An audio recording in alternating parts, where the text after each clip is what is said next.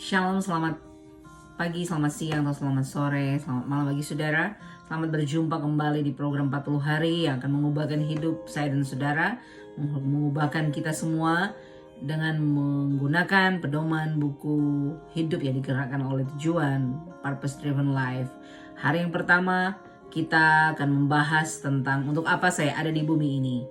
Kehidupan yang dikhususkan untuk hal-hal tertentu adalah kehidupan yang mati. Kehidupan yang dibentuk oleh Tuhan adalah pohon yang subur. Saudara, berbahagialah orang yang percaya kepada Tuhan.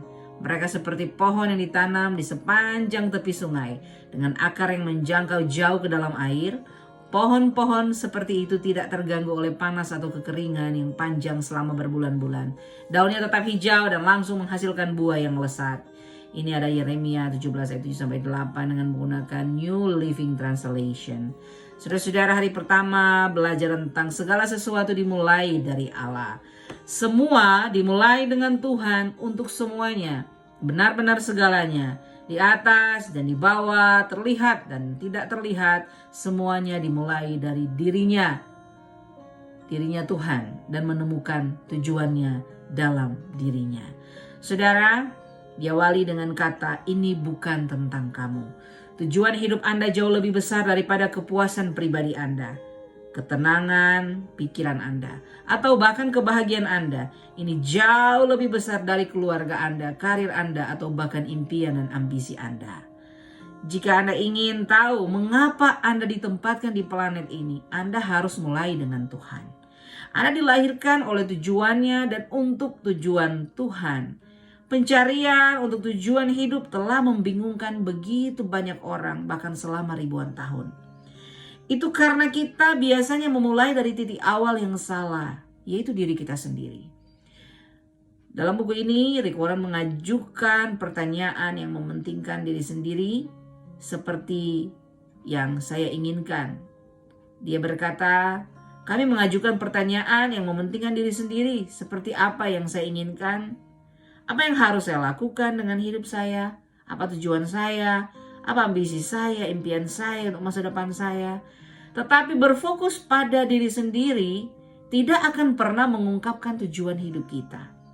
Alkitab berkata Tuhanlah yang mengarahkan kehidupan makhluknya. Kehidupan setiap orang ada dalam kekuasaannya. Bertentangan dengan apa yang dikatakan oleh begitu banyak buku, film, bahkan seminar-seminar yang populer. Anda tidak akan menemukan makna hidup Anda dengan melihat ke dalam diri sendiri. Anda mungkin sudah mencobanya, Anda tidak menciptakan diri Anda sendiri. Jadi tidak mungkin Anda bisa mengatakan pada diri sendiri untuk apa yang Anda ciptakan. Jika saya memberi Anda sebuah penemuan yang belum pernah Anda lihat sebelumnya, Anda tidak akan tahu tujuannya. Dan penemuan itu sendiri tidak akan bisa memberitahu Anda juga. Hal yang penting yang sudah harus tahu hanya pembuat atau manual pemilik yang dapat mengungkapkan tujuannya. Ini dari saya. Saudara, saya pernah buat satu tulisan untuk menggambarkan bahwa jika saudara memiliki bolehlah dikatakan satu brand atau iPhone yang sekarang ada. Saudara-saudara, engkau tidak akan pernah bisa mengetahui iPhone tujuannya atau bahkan bagaimana cara mengoperasikannya sebelum engkau membaca manual book atau engkau pergi ke iPhone Store atau engkau pergi kepada pemilik atau engkau pergi kepada si pembuat iPhone ini. Sehingga mungkin ini akan digambarkan ke depan. Hanya Tuhanlah yang mengetahui tujuan dia menciptakan saya dan saudara. Karena saudara adalah ciptaan itu tidak mampu untuk menjelaskan arti tujuan dia.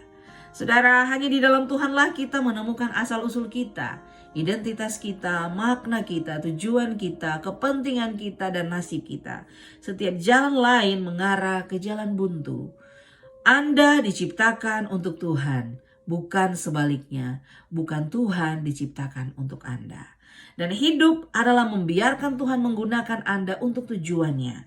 Bukan Anda menggunakan untuk tujuan Anda sendiri. Saudara, Alkitab berkata obsesi dengan diri sendiri dalam hal-hal ini adalah jalan buntu.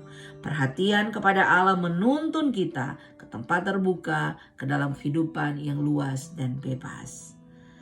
Buku-buku self-help bahkan banyak dari buku-buku Kristen yang diterbitkan biasanya menawarkan langkah-langkah yang dapat diprediksi yang sama untuk menemukan tujuan hidup Anda. Pertimbangkanlah impian Anda misalnya. Jelaskan nilai-nilai Anda. Tetapkan beberapa tujuan. Cari tahu yang Anda kuasai. Bercita-cita tinggi. Lakukanlah itu. Bersikaplah disiplin. Percayalah, Anda dapat mencapai tujuan Anda. Libatkan orang lain. Jangan menyerah.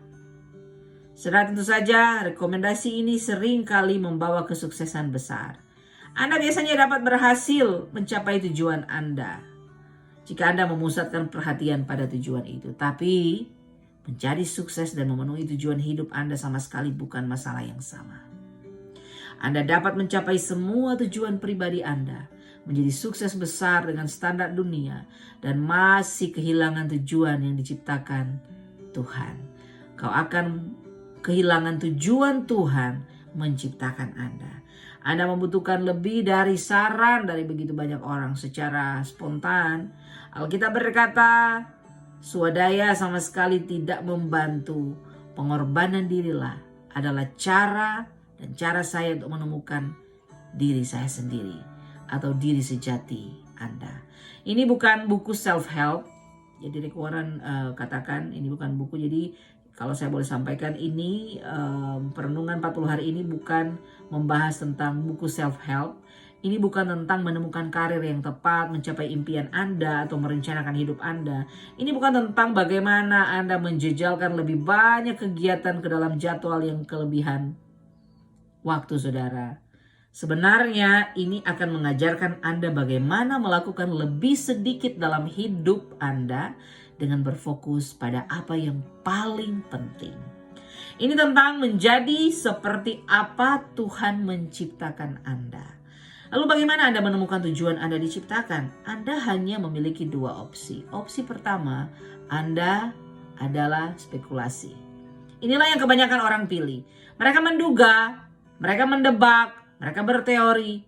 Ketika orang-orang berkata, saya selalu berpikir bahwa hidup adalah, atau saya selalu berpikir hidup artinya, ini adalah tebakan terbaik yang bisa saya pikirkan. Selama ribuan tahun para filsuf yang brilian telah mendiskusikan dan berspekulasi tentang makna hidup. Filsafat adalah subjek yang penting yang memiliki kegunaannya. Tapi ketika datang untuk menentukan tujuan hidup, bahkan para filsuf paling bijak hanya menebak-nebak. Saudara, Hugh Moorhead, seorang profesor filsafat di Northeastern Illinois University, pernah menulis kepada 250 filsuf, ilmuwan, penulis, dan intelektual terkenal di dunia. Dan bertanya kepada mereka, apa arti hidup? Dia kemudian menerbitkan tanggapan mereka dalam sebuah buku. Beberapa menawarkan tebakan terbaik mereka, beberapa mengakui bahwa mereka hanya membuat tujuan hidup. Dan yang lain cukup jujur untuk mengatakan bahwa mereka tidak mengerti. Bahkan sejumlah intelektual terkenal meminta Profesor Moorhead untuk membahas dan memberitahu mereka jika dia menemukan tujuan hidup. Untungnya ada alternatif spekulasi tentang makna hidup dan tujuan. Saudara, ini wahyu. Kita dapat beralih ke apa yang telah Allah ungkapkan tentang kehidupan dalam firman-Nya. Cara termudah untuk menemukan tujuan penemuan adalah dengan bertanya kepada penciptanya. Hal yang sama juga berlaku untuk menemukan tujuan hidup Anda. Tanya Tuhan. Tuhan tidak membiarkan kita dalam kegelapan untuk bertanya-tanya dan menebak. Ia dengan jelas mengungkapkan 5 tujuannya untuk kehidupan kita melalui Alkitab. Itu adalah buku panduan untuk pemilik. Menjelaskan mengapa kita hidup. Bagaimana kehidupan itu berjalan. Apa yang harus dihindari. Dan apa yang diharapkan di masa depan. Ini menjelaskan apa yang tidak diketahui oleh buku swadaya atau filsafat. Alkitab berkata, hikmat Allah masuk jauh ke dalam tujuannya.